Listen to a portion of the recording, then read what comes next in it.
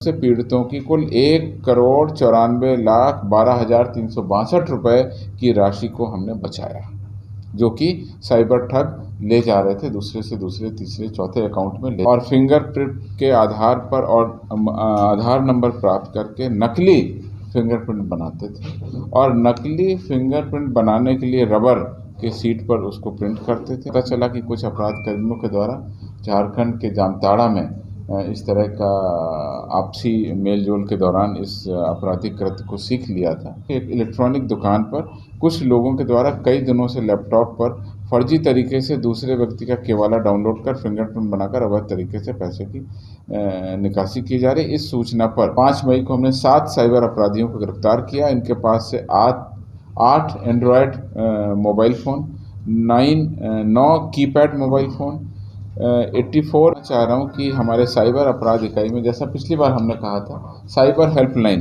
1930 simple number है 1930, उसको आप डायल करें और उस national cyber crime reporting portal पर उस डायल करने के बाद हमने 24 घंटे अपना कॉल सेंटर चालू कर दिया। उसमें पर्याप्त लाइनें उपलब्ध हैं। जितनी भी कॉल करेंगे पब्लिक उसको हम लोग स्वीकार करते हैं। उस पर जो एक्शनेबल इंटेलिजेंस है, जो बातें आती हैं, उस पर हम लोग कार्रवाई करते हैं और पैसे भी जो तुरंत घटनाएं होती हैं, अगर सूचना मिलती है तो हम अवैध निकासी की गई पैसे को ब्लॉक भी कराते हैं। इसमें अप्रैल में क्या क्या हुआ ये ब्यौरा आपको दे देते हैं।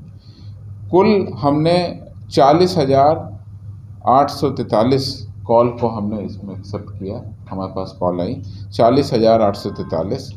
कुल प्राथमिकी हमने दर्ज कराई हैं इस कॉल सेंटर के माध्यम से 264 और इसमें पोर्टल और कॉल सेंटर के माध्यम से पीड़ितों की कुल 1,94,12,362 रुपए की राशि को हमने बचाया, जो कि साइबर ठग ले जा रहे थे दूसरे से दूसरे तीसरे चौथे अकाउंट में ले जाते थे। 1,94,12,362 रुपए की राशि को बताया। इस पूरी शिकायत के आधार पर अप्रैल महीने में हमने गया जिले में छापामारी कर एक साइबर के संगठित गिरोह का उद्भेदन किया है। इस संबंध में आर्थिक अपराध में हमने कांड भी दर्ज किया है और कुल 9 अपराध कर्मियों को इस पूरे ऑपरेशन में गिरफ्तार किया, जिसमें 32 मोबाइल फ़ोन, 12 कार्ड, एक लैपटॉप, नगद, घड़ी, चांदी का सिक्का, मूर्ति इत्यादि बरामद किए। तो ये कॉल सेंटर पे जो कॉल आ रही है उसके बाद हम लोगों ने ऑपरेशन भी किया और ऑपरेशन में हम लोगों ने 9 अपराधियों को गिरफ्तार कर बाकी सामानों को बरामद किया। तो ये साइबर अपराधी कर्मियों के विरुद्ध कार्रवाई का उल्लेख। साइबर से रिलेटेड 2 और इम्पॉर्टेंट हमारे पास में उपलब्धियां हुई हैं, उसके बारे में बता दें। जैसा कि आप लोगों को पता है, एक बहुत ही यूनिक तरीके का अपराध साइबर से रिलेटेड दर्ज हुआ है, जो हम लोगों के प्रकाश में आया है और जिसका उद्भेदन हम लोगों ने कर दिया। पूर्णिया के क्षेत्र में ऐसे आपराधिक गिरोह आ गए थे जो कि केवाला जो डॉक्यूमेंट्स है, जिसमें आपके फिंगरप्रिंट भी यूज़ होते हैं और जिसमें आपका आधार नंबर भी यूज़ होता है, उसको डाउनलोड करके और उससे फिंगरप्रिंट प्राप्त करके और फिंगरप्रिंट के आधार पर और आधार नंबर प्राप्त करके नकली फिंगरप्रिंट बनाते थे और नकली फिंगरप्रिंट बनाने के लिए रबर के सीट पर उसको प्रिंट करते थे और उसके बाद आधार इनेबल्ड पेमेंट सर्विसेज जो हैं APS, उसके माध्यम से खाते से अवैध तरीके से पैसे की निकासी भी कर लेते थे। ये बहुत बड़ा मामला हम लोगों के सामने प्रकाश में आया और हमने इसकी पूरी तहकीकात की तो पता चला कि कुछ अपराध कर्मियों के द्वारा झारखंड के जामताड़ा में इस तरह का आपसी मेलजोल के दौरान इस आपराधिक कृत्य को सीख लिया था। उस पूरे के पूरे गिरोह का हमने उद्भेदन किया और ये उद्भेदन जनवरी से लेकर अभी तक हो रहा है और हमारे पास में सूचनाएं थी कि अलग अलग अपराध कर्मी अलग अलग जगह ट्रेन करके अपना अड्डा बनाए हुए हैं। कल परसों में जो हम लोगों ने कार्रवाई की, अब ऐसा लगता है कि इस पूरे गिरोह के जितने भी अलग अलग ग्रुप बन गए थे उन सब का हमने उद्भेदन कर दिया। 7 मई को पूर्णिया के अमौर थाना के अंतर्गत विशनपुर चौक पर यह पता चला पुलिस को कि एक इलेक्ट्रॉनिक दुकान पर कुछ लोगों के द्वारा कई दिनों से लैपटॉप पर फर्जी तरीके से दूसरे व्यक्ति का केवाला डाउनलोड कर फिंगरप्रिंट बनाकर अवैध तरीके से पैसे की निकासी की जा रही। इस सूचना पर 7 मई की घटना, कल की, 3 व्यक्तियों को पकड़ा गया। पूछताछ के क्रम में पूरे गिरोह का पता चला और पूरे गिरोह का उद्भेदन हुआ। मैं आपको बता दूं कि और क्या क्या इसमें कार्रवाई हुई। कस्बा थाना में 28 जनवरी को इसी तरह का एक गिरोह पकड़ा गया जिसका कांड संख्या है 40/23। उसमें 10 लोगों को हमने गिरफ्तार किया। अमौर थाना में 24 मार्च को हमने गिरफ्तारी की, केस नंबर है 105/23। इसमें भी 2 लोगों की गिरफ्तारी की।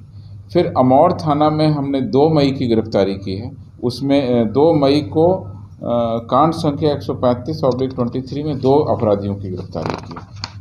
इसी तरह से अमौर थाना में जो कल हुआ है 141/23 में 3 व्यक्तियों की गिरफ्तारी की। इस प्रकार से इस केवाला के माध्यम से फिंगरप्रिंट बना करके पैसे की निकासी करने का जो मामला प्रकाश में है, इसको हम लोग देश के अन्य राज्यों से भी सर्कुलेट करेंगे और आर्थिक अपराध इकाई से ये पत्राचार होगा।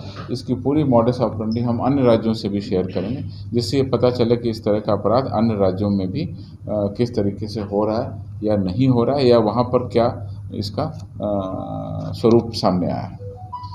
5 मई को ही साइबर क्राइम के विरुद्ध अपराध कर्मियों के विरुद्ध जो हमने साइबर अपराध कर्मियों के विरुद्ध कार्रवाई की है, उसमें नवादा में वारसलीगंज थाना में 5 मई को हमने 7 साइबर अपराधियों को गिरफ्तार किया। इनके पास से 8 Android mobile phone, 9 keypad mobile phone, 84 page का एक कस्टमर की विभिन्न प्रकार की जानकारियों का दस्तावेज मिला है, डेटा मिला है। 4 नोटबुक मिली हैं जिसमें कि उनके लेन देन और बहुत सारे अन्य खातों का उल्लेख है, जिसका कि हम लोग गहन अनुसंधान में पूरा विश्लेषण कर रहे हैं।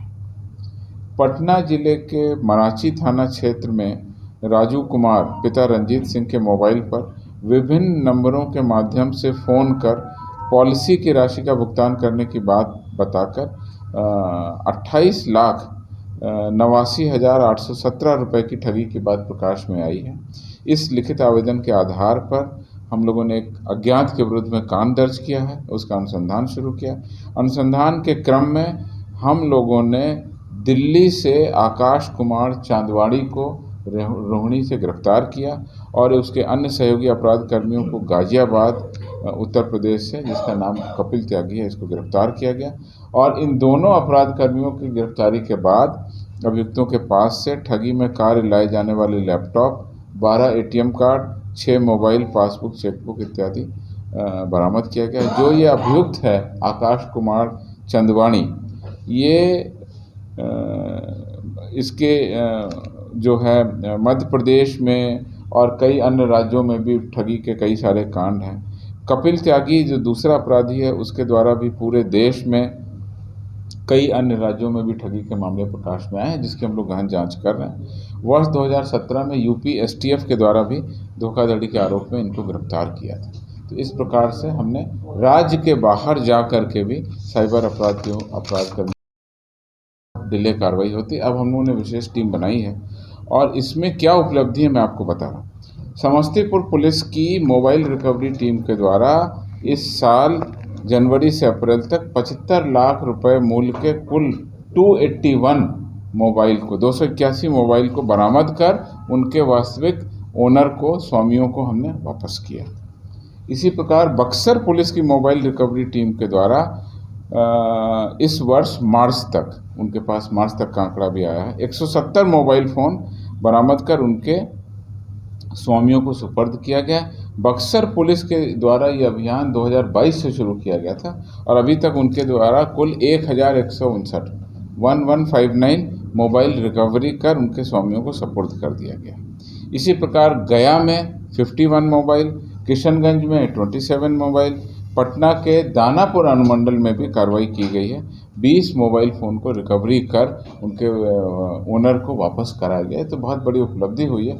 इसी प्रकार की विशेष टीम का गठन हम लोग बाकी सभी ज़िलों में करके और इस पर हम लोग विशेष अभियान दे रहे हैं कि जिसके साथ में इस तरह की घटना उनका मोबाइल फ़ोन वापस हो जाए। उसके बाद जो अन्य इलेक्ट्रॉनिक इक्विपमेंट हैं जैसे लैपटॉप या बाकी चीज़ें, उस पर भी हम लोग लाइव बिहार YouTube पर सब्सक्राइब और Facebook पर लाइक जरूर करें।